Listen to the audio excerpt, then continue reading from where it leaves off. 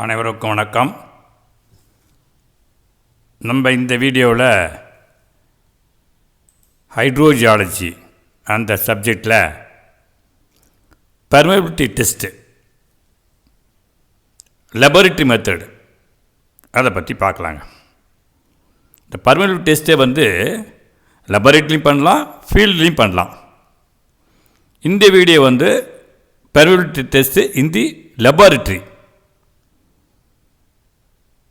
என்னென்னு பார்க்கலாங்களா? வாங்க வீடியோக்குள்ளே போகலாம்.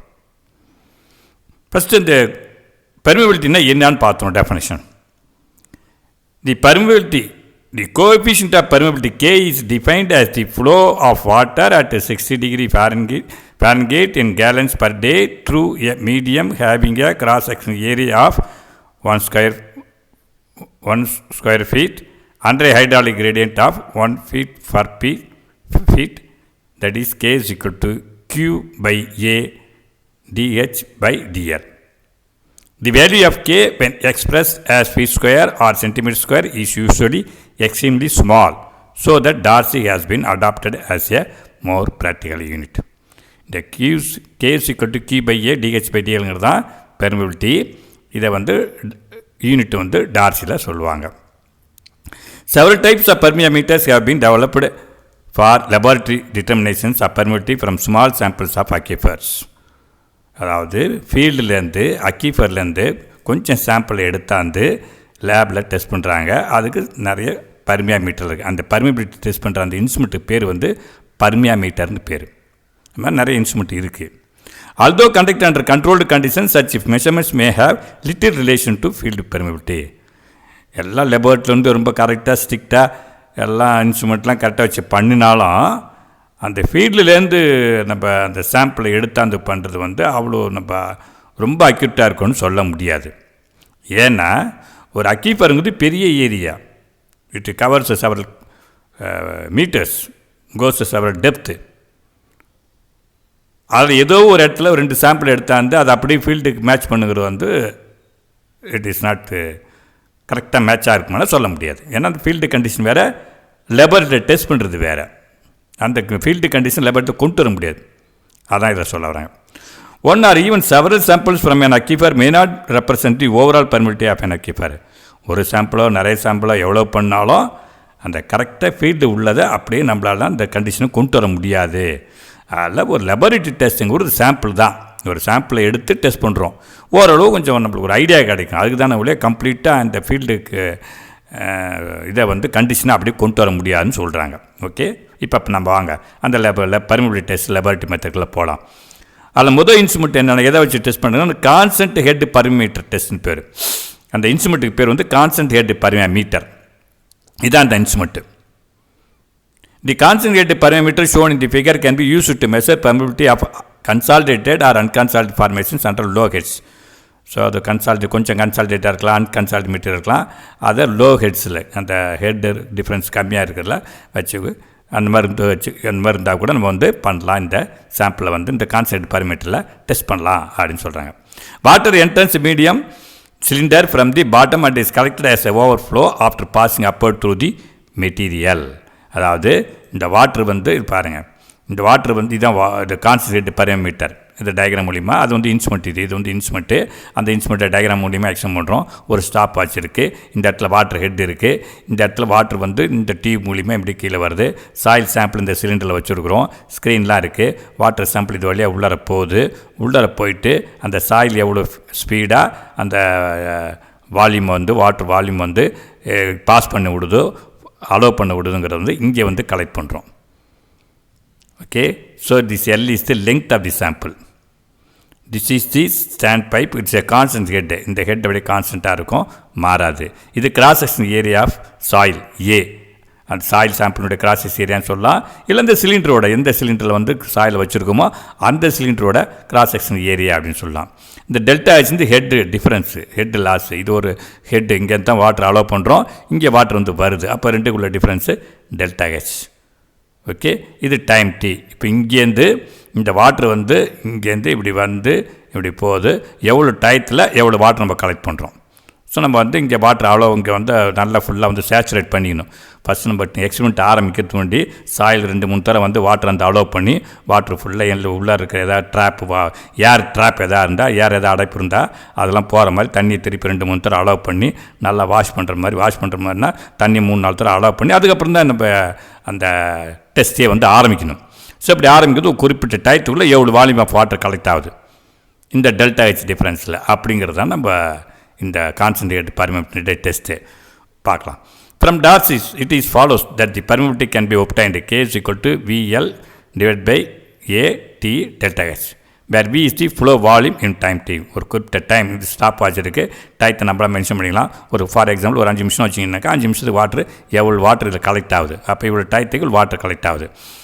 அதை வச்சு மீதி உள்ள வால்யூம் நம்ம மீதி உள்ள ரீடிங்லாம் இதில் வந்து கான்ஸ்டன்ட் டெல்டா ஹெச் கான்ஸ்டன்ட்டாக இருக்குது. எல்லு நம்ம முதலே ஃபிக்ஸ் பண்ணிருக்கிறோம். எல்லு தெரியும், டெல்டா ஹெச் தெரியும், கிராஸ் செக்ஷன் ஏரியா தெரியும். இதை வச்சு மீதி உள்ள டெல்டா ஹெச் தெரியும், கிராஸ் செக்ஷன் ஏரியா தெரியும், லெங்த் ஆஃப் பைப் தெரியும். இப்போ நம்ம கண்டுபிடி எவ்வளோ டயத்துக்கு எவ்வளோ வால்யூம் கிடைக்குது. இந்த 2 தான் டெஸ்ட் பண்ண போகிறோம். டி என்ன வி என்ன. இந்த இடத்துல வி வால்யூம் ஆஃப் வாட்டர் கலெக்டடு 2 தான் கண்டுபிடிக்கணும். 2 கண்டுபிடிச்சோன்னா இந்த ஃபார்முலாவில் அப்ளை பண்ணால் என்ன பண்ணால் அந்த கான்செப்ட் பர்மியபிலிட்டி மூலிமா பர்மியபிலிட்டி தெரிஞ்சிடும். It is important that medium be thoroughly saturated to remove entrapped air. So நான் சொன்ன மாதிரி காற்று அதிகமாக எதுவும் இல்லாமல் எத்துணை டெஸ்ட் ஆரம்பிக்காமல் ஃபஸ்ட்டு வாட்டர் 2-3 தடவை அலோவ் பண்ணிவிட்டு வாட்டர் அப்புறம் கீழே ஊற்றிட்டு அதுக்கப்புறம் இவ்வளோ டயத்துக்கு இவ்வளோ நேரத்துக்கு இவ்வளோ தண்ணி வந்து கலெக்ட் ஆகுது அப்படின்னு சொல்லி எக்ஸ்பெரிமெண்ட் ஆரம்பிக்கும். இந்த மாதிரி ஒரே டெஸ்ட்டை வந்து திருப்பிட்டால் 3-4 தடவை கூட பண்ணி நம்ம ஆவரேஜ் ரீடிங் கூட எடுத்துக்கலாம். Several different heads in a series of test provide a reliable permeability measurement. இப்படி பண்ணுறது தான் கான்சென்ட்ரேட்டட் பர்மியோமீட்டர் டெஸ்ட்டு. இதை கான்சென்ட் பர்மியோமீட்டர் லெபர்ட். நான் வந்து டயக்ராம் இது வந்து டயக்ராம் மாதிரி போட்டிருக்கேன். இது வந்து என்னென்னாக்கா அந்த இன்ஸ்ட்ருமெண்ட்டு வந்து ஓரளவு அந்த இதெல்லாம் பிவிசி பைப்பு இது அந்த சிலிண்டரு இதெல்லாம் சாயில் பேக் ஆகிருக்கு. அந்த இது வந்து இதுக்கு ஏரியா ஆஃப் கிராஸ் செக்ஷன் இது வந்து சாம்பிள்லாம் இங்கே வச்சுருக்கிறாங்க. இது வந்து இன்லெட்டு, இது வழி அவுட்லெட்டு. ஸோ எவ்வளோ டயத்துக்கு எவ்வளோ வாட்டர் வந்து கலெக்ட் ஆகுது அப்படிங்கிறது தான் இந்த டெஸ்ட்டு கான்சன்ட்ரேட்டு. அடுத்து பார்த்தீங்கன்னா falling head or variable head permeability test. அப்படி இந்த இதில் டெஸ்ட்டில் எப்படின்னாக்கா இது ஃபஸ்ட்டு இது வந்து பீரோட்டு மாதிரி இது டியூப் இருக்குது. இந்த டியூப் வந்து கனெக்ஷன் வந்து கீழே இருக்குது. இந்த சாம்பிள் இங்கே இருக்குது.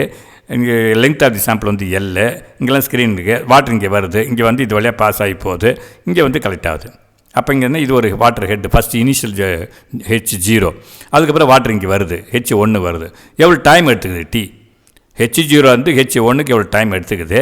அப்புறம் இந்த வாட்டர் வால்யூம் எவ்வளோ கலெக்ட் ஆகுது. இதில் இந்த வாட்டர் வால்யூம் எவ்வளோ கலெக்ட் ஆகுது. H0 H1 எவ்வளோ டைம் எடுக்குது. இவ்வளோ டைமுக்கு இவ்வளோ வால்யூம் ஆஃப் வாட்டர் வந்து கிடைக்குது. இது கிராஸ் செக்ஷன் ஏரியா ஆஃப் இந்த டியூப் வந்து A. இந்த இது வந்து cross section area of sample வந்து கேபிட்டல் A. இது லெங்த் ஆஃப் தி சாம்பிள். இது H0, இது H1. இப்போ இந்த ஃபார்முலா அப்ளை பண்ணால் நம்மளுக்கு இது தெரிஞ்சோம். K = 2.3 AL divided by AT into log 10 H0 divided by H1. இந்த ஃபார்முலா இது எல்லாமே நமக்கு திருப்பி ஏங்கிறது small area of cross section. இந்த டியூபோட கிராஸ் செக்ஷன் ஏரியா தெரிஞ்சிடும், நம்மளுக்கு தெரியும். எல்லுங்கிறது லெங்த் ஆஃப் தி சாம்பிள், ஏங்கிறது cross section area of the sample or cylinder, டீங்கிறது time taken to get the volume of water, we log H0 by H1. H0 initial எவ்வளோ, H1 எவ்வளோ வச்சுக்கிறீங்க.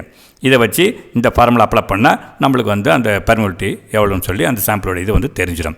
இன் relatively fine grain soils it is not possible to collect an appreciable volume of water to be accurately measured. Hence in this case the permeability is determined by falling head permeability.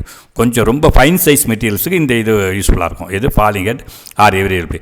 ஏன் falling head variable ஹெட்னு வந்துச்சுனாக்கா இது வந்து falling head இந்த H0லேருந்து H1க்கு fall ஆகுது, கீழே விடுது அந்த head, அதனால இது ஃபாலிங் ஹெட்டு. அப்புறம் வேரியபிள், இது ஃபஸ்ட்டு ஹெட் இங்கே இருந்துச்சு, அப்புறம் இங்கே வேரி ஆகுது, அப்புறம் இங்கே கூட வச்சுக்கலாம். இல்லை அவங்க என்ன நம்ம ரீடிங் எடுக்கிறோம்னா அதுக்கு இந்த அப்படி நம்ம தான் ஃபிக்ஸ் பண்ணுறோம்.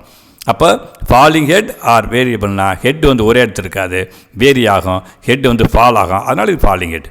Interval required for the water level in the standpipe to fall from some convenient initial value H0 to some final value H1. H0 வந்து H1க்கு எவ்வளோ டைம் எடுத்துக்குதுன்னு சொல்லி பார்த்துக்கலாம். Let us consider point of cross section area A in a time t above the soil section of length L and cross section area A. The permittivity calculated as follow. இதை வச்சு நம்ம கண்டுபிடிச்சிடலாம். Okay. Mainly use for fine grain size but also be use for coarse grain. மெயினாக இந்த இது வந்து பாலிகெட் வந்து ஃபைன் கிரைன் சைஸுக்கு யூஸ் ஆகுது. ஓகே. நான் டிஸ்சார்ஜிங் பெர்மியோமீட்டர் இது வந்து எதுக்குனாக்கா for measurement of permeability of unconsolidated formation and very low heads a non discharging permeameter may be use. இது எதுக்குன்னா இது வந்து அன்கன்சால்ட் மெட்டீரியல் தான், ரொம்ப வெரி லோ ஹெட்ஸில். பட் நான் டிஸ்சார்ஜிங்னா இந்த இதுவே சொல்கிறது நேம் என்ன சொன்னால் நான் டிஸ்சார்ஜிங்.